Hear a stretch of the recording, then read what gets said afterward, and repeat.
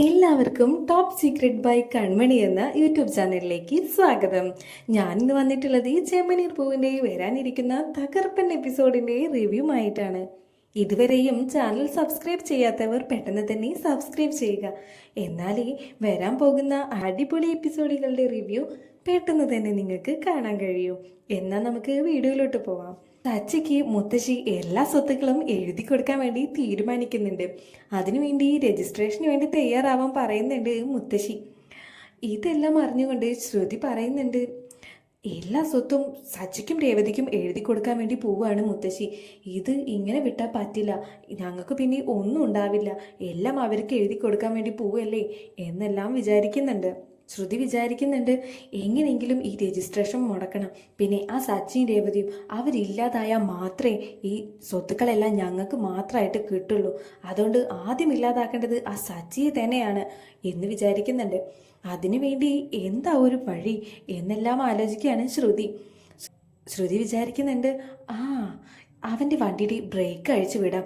അപ്പോൾ പിന്നെ അവൻ എവിടെയെങ്കിലും പോയി വണ്ടി ഇടിച്ചിട്ട് അങ്ങനെ ആക്സിഡൻ്റ് ആവുകയാണെന്നുണ്ടെങ്കിൽ അവൻ്റെ കാര്യം തീരുമാനമായിക്കോളും. പിന്നെ രേവതിയല്ലേ, അവൾക്കിട്ടും എന്തെങ്കിലും ഒരു പണി കൊടുക്കാം എന്ന് വിചാരിക്കുന്നുണ്ട്. അതിനുവേണ്ടി ശ്രുതി വണ്ടിയുടെ ബ്രേക്ക് അഴിച്ചിടാൻ വേണ്ടി തീരുമാനിക്കുകയാണ്. ശ്രുതി വേഗം ചെന്ന് സച്ചിയുടെ റൂം പോയി വണ്ടിയുടെ ചാവി എടുത്തുകൊണ്ട് വരുന്നുണ്ട്.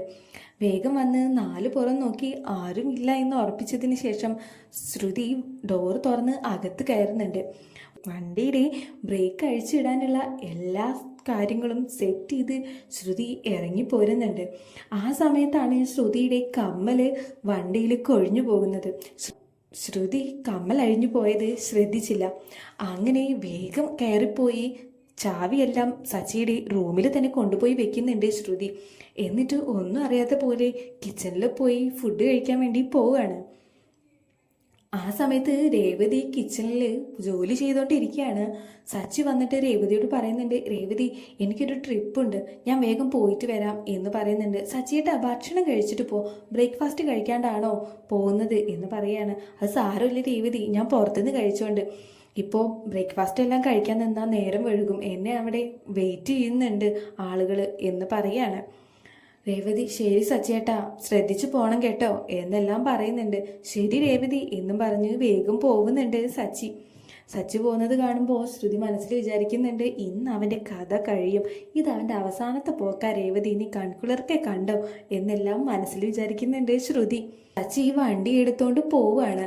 വണ്ടി എടുത്തോണ്ട് പോയി കുറേ അങ്ങ് പോയതിന് ശേഷം സച്ചി ബ്രേക്ക് ചവിട്ടി നോക്കുമ്പോൾ ബ്രേക്ക് കിട്ടുന്നില്ല.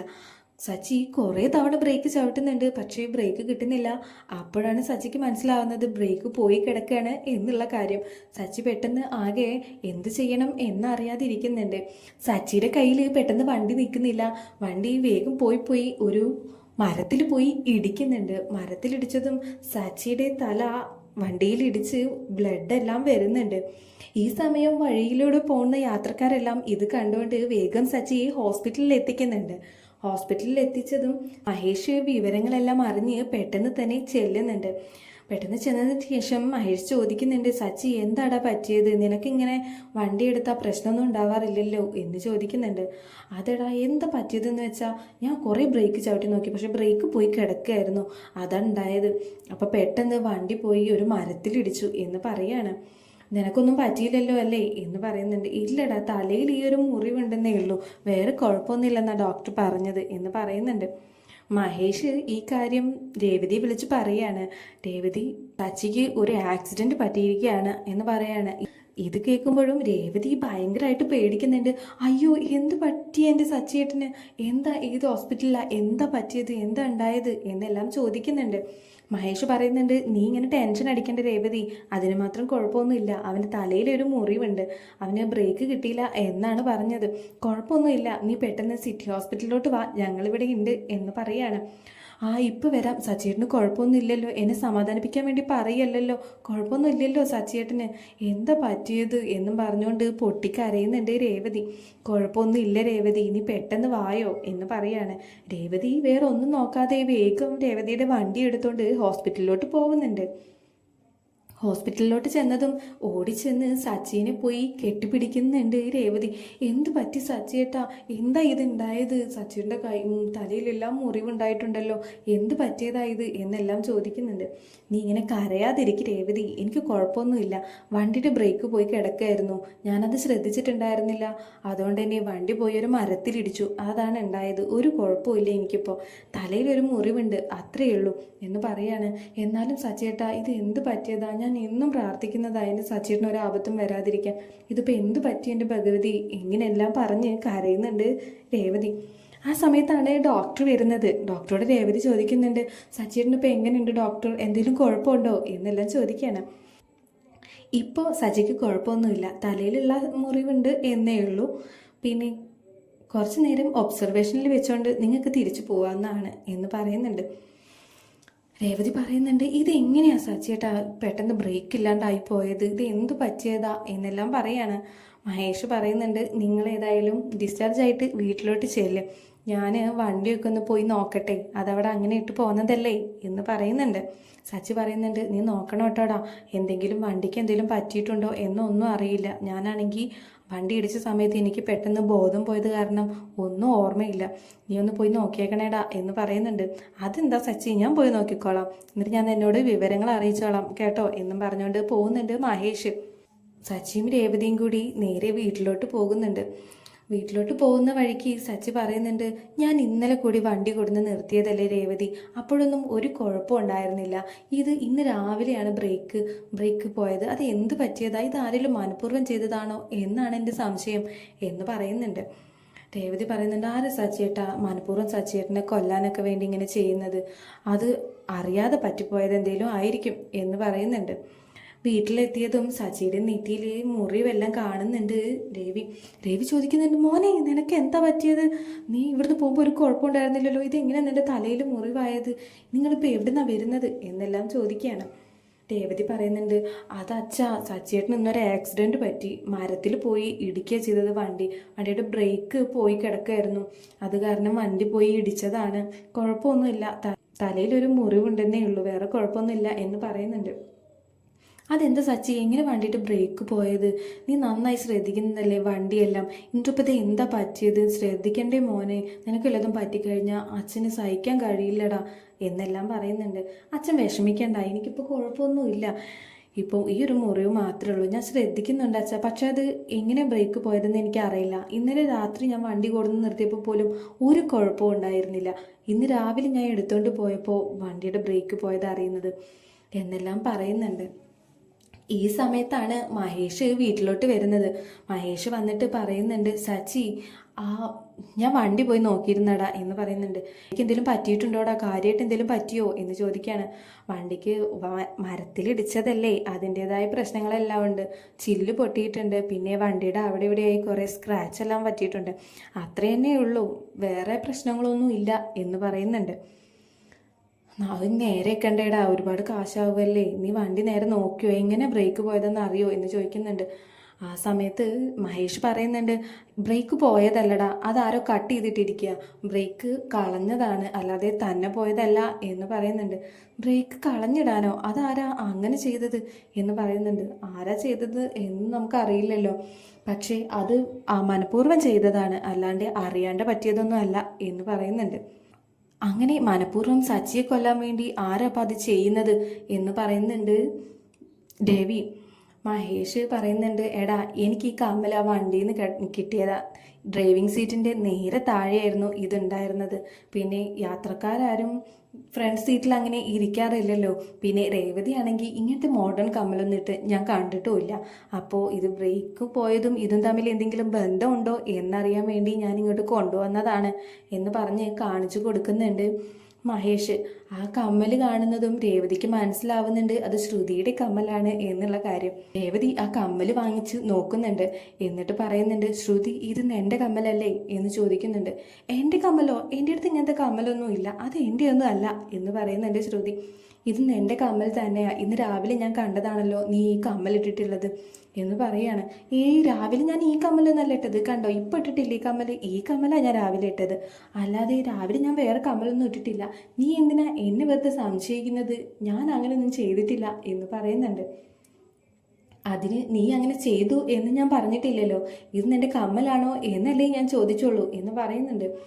നിനക്കിന് സംശയമുള്ളതുകൊണ്ടല്ലേ നീ ഇങ്ങനെയൊക്കെ ചോദിക്കുന്നത്, അത് എൻ്റെ കമ്മലൊന്നും അല്ല, എനിക്ക് ഇങ്ങനത്തെ കമ്മലും ഇല്ല എന്ന് പറയുന്നുണ്ട്. ചന്ദ്ര പറയാണ്, എന്താടി നീ ശ്രുതിയെ തെറ്റുകാരിയാക്കാൻ നോക്കുകയാണോ? അവളുടെ മേലിൽ ഈ കുറ്റമെല്ലാം ചുമത്താനാണോ നിന്റെ പ്ലാൻ എന്ന് ചോദിക്കുന്നുണ്ട്. ഞാൻ ആരുടെ മേലും കുറ്റം ചുമത്തൊന്നും അല്ല, പക്ഷെ ശ്രുതി ഈ കമ്മലായിരുന്നു രാവിലെ ഇട്ടിരുന്നത്, ആ കാര്യത്തിൽ എനിക്ക് ഉറപ്പുണ്ട് എന്ന് പറയാണ്. എൻ്റെ അടുത്ത് ഇങ്ങനത്തെ കമ്മലില്ലെന്നല്ലേ ഞാൻ പറഞ്ഞത്, പിന്നെയും പിന്നെയും എന്നെ ഇങ്ങനെ സംശയിക്കുന്നത് എന്തിനാ എന്ന് പറയുന്നുണ്ട്. എൻ്റെ കയ്യിൽ ഇല്ലെന്നല്ലേ പറഞ്ഞത്, ഇതിനുള്ള തെളിവ് ഞാൻ തന്നെ ഉണ്ടാക്കാം എന്നും പറഞ്ഞ് രേവതി നേരെ ശ്രുതിയുടെ റൂമിലോട്ട് പോകുന്നുണ്ട്. അതിനുശേഷം ശ്രുതിയുടെ ജ്വല്ലറികളെല്ലാം ഇട്ട് വെച്ചിട്ടുള്ള ബോക്സ് എടുക്കുകയാണ്. അതിൽ ഈ കമ്മലിൻ്റെ പേരായിട്ടുള്ള കമ്മലേക്ക് കിടക്കുന്നുണ്ട്. അത് എടുത്തുകൊണ്ട് വരികയാണ് രേവതി. ശ്രുതി, നീയല്ലേ പറഞ്ഞത് നിൻ്റെ അടുത്ത് ഇങ്ങനത്തെ കമ്മലില്ലെന്ന്, പിന്നെ അതെന്താ ഇത് എൻ്റെ ബോക്സിൽ നിന്ന് കിട്ടിയിട്ടുള്ള കമ്മലാണ് എന്ന് പറയുന്നുണ്ട്. അതെനിക്ക് അറിയില്ല, അത് ഞാനല്ല ഇത് ചെയ്തത് എന്നെല്ലാം പറയുന്നുണ്ട്. നീ ഇനി കള്ളം പറയാനൊന്നും നോക്കണ്ട, ഇത് ചെയ്തത് നീ തന്നെയാണ്, അല്ലാതെ മറ്റാരും ചെയ്യില്ല. മുത്തശ്ശി എല്ലാ സ്വത്തും ഞങ്ങളുടെ പേരിൽ എഴുതുന്നത് കൊണ്ട് അത് തടയാൻ വേണ്ടി എൻ്റെ സച്ചേട്ടനെ ഇല്ലാതാക്കാൻ നോക്കിയതല്ലേ നീ എന്ന് പറയുന്നുണ്ട്. ഞാൻ അങ്ങനെയൊന്നും ചെയ്തിട്ടില്ലെന്ന് പറഞ്ഞില്ലേ, എൻ്റേതല്ല ഈ കമ്മൽ എന്ന് പറയുന്നുണ്ട്. പിന്നെ എൻ്റെ ബോക്സിൽ നിന്ന് എങ്ങനെയാണ് ഈ കമ്മൽ കിട്ടുന്നത്? നീ രാവിലെ ഈ കമ്മലിടുന്നത് ഞാൻ കണ്ടതുമാണ്, ഇനി നീ കൂടുതൽ നുണയൊന്നും പറയണ്ട എന്ന് പറയുന്നുണ്ട്. രവി പറയാണ്, എന്താ ശ്രുതി ഈ പറഞ്ഞതെല്ലാം സത്യമാണോ എന്ന് പറയുന്നുണ്ട്. ഇല്ല അച്ഛാ, ഞാൻ അങ്ങനൊന്നും ചെയ്തിട്ടില്ല, അത് എൻ്റെ കമ്മലല്ല, ഞാൻ എന്തിനാ അവനെ കൊല്ലാൻ നോക്കുന്നത് എന്നെല്ലാം പറയാണ്. അത് എന്തിനോ ആയിക്കോട്ടെ, പക്ഷേ ഇത് ചെയ്തത് നീയാണെന്നാണ് എനിക്കും തോന്നുന്നത്, കാരണം നിന്റെ കമ്മലല്ലേ അതിന് കിട്ടിയത്. പിന്നെ നിങ്ങൾക്ക് നിങ്ങളുടെ വണ്ടിയുണ്ടല്ലോ, അല്ലാതെ നിങ്ങൾ ഈ സച്ചിയുടെ വണ്ടിയിൽ ഇതുവരെയും കയറിയിട്ടില്ല, പിന്നെ എങ്ങനെ നിന്റെ കമ്മൽ അതിൽ വരുന്നത് എന്നെല്ലാം പറയുന്നുണ്ട്. ചന്ദ്ര ചോദിക്കുന്നുണ്ട് ശ്രുതിയോട്, എന്താ ശ്രുതി ഇത് നീയാണോ ചെയ്തത്? അല്ല ആൻറ്റി, ഞാൻ അങ്ങനെയൊക്കെ ചെയ്യുമോ, ഞാനല്ല ചെയ്തത് എന്ന് പറയുന്നുണ്ട്. രേവതി പറയാണ്, നീ സത്യം പറഞ്ഞോ, ഇല്ലേ ഞാനിപ്പോൾ പോലീസിനെ വിളിക്കും, അവർ കണ്ടുപിടിച്ചോളും സത്യം എന്താന്ന് വെച്ചാ എന്ന് പറയുന്നുണ്ട്. ശ്രുതി അത് കേൾക്കുമ്പോൾ ആകെ പേടിക്കുന്നുണ്ട്. ശ്രുതി പറയുന്നുണ്ട്, അയ്യോ പോലീസിനൊന്നും വിളിക്കണ്ട എന്ന് പറയുന്നുണ്ട്. അപ്പോൾ എല്ലാവർക്കും സംശയം തോന്നുന്നുണ്ട് ഇത് ശ്രുതി തന്നെയാണ് ചെയ്തതെന്ന്. അപ്പോൾ നീ തന്നെ അല്ലേടി ഇത് ചെയ്തത് എന്ന് ചോദിക്കുന്നുണ്ട് രേവതി. രേവതിക്ക് ദേഷ്യം വരുന്നുണ്ട്. രേവതി പറയാണ്, നീ എന്തിനാ എൻ്റെ സച്ചേട്ടനെ കൊല്ലാൻ നോക്കിയത്? സ്വത്തിൻ്റെ പേരിലാണോ? എനിക്ക് ഒരു സ്വത്തും വേണ്ട, എനിക്കും എൻ്റെ സച്ചേട്ടനും ഒരു സ്വത്തും വേണ്ട, എല്ലാം നിങ്ങൾ തന്നെ എടുത്തോ. അതിനുവേണ്ടി എൻ്റെ സച്ചേട്ടനെ പോലും കൊല്ലാൻ നോക്കിയില്ലേ നീ? നിനക്കൊക്കെ സ്വത്താണ് വലുത്. എനിക്കെൻ്റെ സച്ചേട്ടനില്ലാതെ ഒരു ജീവിതവും ഇല്ല, എനിക്കെൻ്റെ സച്ചേട്ടനെ മാത്രം മതി, സ്വത്തും വേണ്ട, പണവും വേണ്ട, ഒന്നും വേണ്ട. നീ എന്തിനാ എന്നെ സച്ചേട്ടനെ കൊല്ലാൻ നോക്കിയത് എന്ന് പറഞ്ഞ് സങ്കടം സഹിക്കാൻ വയ്യാതെ കരയുന്നുണ്ട് രേവതി. രവി പറയുന്നുണ്ട്, മോളെ നീ ഒന്ന് സമാധാനപ്പെട്, നമുക്ക് എന്തിനും വഴിയുണ്ടാക്കാം എന്ന് പറയുന്നുണ്ട്. സച്ചി പറയുന്നുണ്ട്, എന്ത് വഴിയാണ് അച്ഛാ ഉണ്ടാക്കുക? ഇവർ ചെയ്ത് കൂട്ടുന്നത് കണ്ടില്ലേ, നാളെ അച്ഛനെ കൊല്ലാനും ഇവർ മടിക്കില്ല, എല്ലാ സ്വത്തും ഇവരുടെ പേരിൽ കിട്ടാൻ വേണ്ടി അച്ഛനെ വരെ ഇവർ കൊല്ലാൻ ശ്രമിക്കും എന്നെല്ലാം പറയുന്നുണ്ട്. ചന്ദ്ര പറയുന്നുണ്ട്, ശ്രുതി അങ്ങനെയൊന്നും ചെയ്യില്ല, എനിക്കറിയില്ല അവളെ എന്ന് പറയാണ്. രവി പറയുന്നുണ്ട്, നീ നിൻ്റെ സ്വന്തം മകനെ കൊല്ലാൻ നോക്കിയ ഒരാളോട് ഇങ്ങനെയാണോ പെരുമാറുന്നത്? ഇത് നിൻ്റെ ശ്രുതിയെയോ ശ്രീകാന്തിനെയോ ആണ് ഇങ്ങനെ കൊല്ലാൻ നോക്കിയതെങ്കിൽ നീ ഇപ്പോൾ ഇവിടെ നിർത്തോ, ഇവരെ തല്ലി പുറത്താക്കി പോലീസിനെ കൊണ്ട് പിടിപ്പിക്കില്ലേ എന്ന് പറയാണ്. രേവതി പറയുന്നുണ്ട്, അതിന് അമ്മയ്ക്ക് സച്ചേട്ടനോട് എന്തെങ്കിലും സ്നേഹമുണ്ടോ അച്ഛാ? ഒരു സ്നേഹവും ഇല്ല, എൻ്റെ സച്ചേട്ടനെ കൊല്ലാൻ നോക്കിയ ഒരാളോട് ഇങ്ങനെയല്ലേ അമ്മ പെരുമാറുന്നത് എന്നെല്ലാം പറയാണ്. രവി പറയുന്നുണ്ട്, ഇത് ഇങ്ങനെ വിട്ടാൽ പറ്റില്ല, എൻ്റെ മകനെ നീ കൊല്ലാൻ നോക്കിയില്ലേ, അതിനുള്ളതെല്ലാം നീ അനുഭവിക്കണം, ഞാൻ പോലീസിനെ വിളിക്കാൻ പോവുകയാണ് എന്ന് പറയുന്നുണ്ട്. ചന്ദ്ര പറയുന്നുണ്ട്, ഇത്തവണത്തേക്കൊന്ന് ക്ഷമിച്ചേക്ക് രവിയേട്ടാ എന്ന് പറയാണ്. ഇത് പറയുന്നതും ചന്ദ്രയുടെയും മുഖത്തടിക്കുന്നുണ്ട് രവി. നിർത്തടി, നീ എന്താ ഈ പറയുന്നത്? എൻ്റെ മകനെ കൊല്ലാൻ ശ്രമിച്ചു ഒരുത്തിക്ക് കൂട്ടു നിൽക്കുകയാണല്ലേ നീയൊക്കെ ഒരു അമ്മയാണോ? നീയൊക്കെ നൊന്ത് പ്രസവിച്ചതല്ലേ ഇവനെ, അതിൻ്റെ വല്ല വിലയും നിനക്കുണ്ടോ എന്നെല്ലാം പറയുന്നുണ്ട്. ചന്ദ്ര ഒന്നും മിണ്ടാതെ നിൽക്കുന്നുണ്ട്. രവി പെട്ടെന്ന് തന്നെ പോലീസിനെ വിളിക്കുന്നുണ്ട്. രവി പോലീസിനെ വിളിച്ച് വരുത്തുന്നുണ്ട്. പോലീസ് വന്നതും എന്താണ് പ്രശ്നം എന്ന് ചോദിക്കുകയാണ്. ഇവള് എൻ്റെ മകനെ ഇന്ന് വണ്ടിയുടെ ബ്രേക്ക് അഴിച്ചു വിട്ട് കൊല്ലാൻ ശ്രമിച്ചു എന്ന് പറയുകയാണ്. അങ്ങനെ ഇവളെ ഇപ്പം തന്നെ അറസ്റ്റ് ചെയ്യണം എന്ന് പറയുന്നുണ്ട്. ഞാൻ സ്റ്റേഷനിൽ വന്ന് കംപ്ലൈൻറ്റ് രജിസ്റ്റർ ചെയ്തോളാം എന്നെല്ലാം പറയുകയാണ് രവി. ആ സമയത്ത് ശ്രുതിയെ പോലീസുകാർ പിടിച്ചുകൊണ്ട് പോകുന്നുണ്ട്. ചന്ദ്ര പറയുന്നുണ്ട്, അവളെ കൊണ്ടുപോവില്ലേ? ശ്രുതിയും പറയുന്നുണ്ട്, എൻ്റെ ഭാര്യയെ കൊണ്ടുപോവല്ലേ, അവൾക്കൊരു അബദ്ധം പറ്റിയതാ, ക്ഷമിക്ക് എന്ന് പറയുന്നുണ്ട്. പോലീസ് അതൊന്നും വകവെക്കാതെ തന്നെ ശ്രുതിയും കൊണ്ട് പോകുന്നുണ്ട്. ഇത്രയുമാണ് വരാൻ പോകുന്ന എപ്പിസോഡിൽ നടക്കാൻ പോകുന്നത്. ഈ എപ്പിസോഡിൻ്റെ ബാക്കി ഭാഗവുമായി അടുത്ത ദിവസം തന്നെ വരുന്നതായിരിക്കും. ചാനൽ സബ്സ്ക്രൈബ് ചെയ്യാത്തവർ പെട്ടെന്ന് തന്നെ സബ്സ്ക്രൈബ് ചെയ്യുക. വീഡിയോ ഇഷ്ടപ്പെട്ടാൽ ലൈക്ക് ചെയ്യാനും ഷെയർ ചെയ്യാനും മറക്കരുത്. നിങ്ങളുടെ വിലയേറിയ അഭിപ്രായങ്ങൾ കമൻറ്റ് ചെയ്യാനും മറക്കരുതേ.